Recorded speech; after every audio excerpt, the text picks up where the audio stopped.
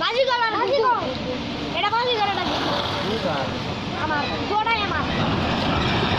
kilo রেখে দেন আরে কি সত্যি কিনবেন হ্যাঁ কত নিবি ক যা একদম একদম 1500 আর ওটি একদম লাগবে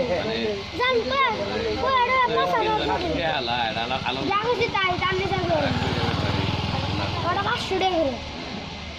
এই যেটা হলো 1000 করে এই যেটা হলো 2000 এটা হলো 1000 এটা ভালো হইছে রে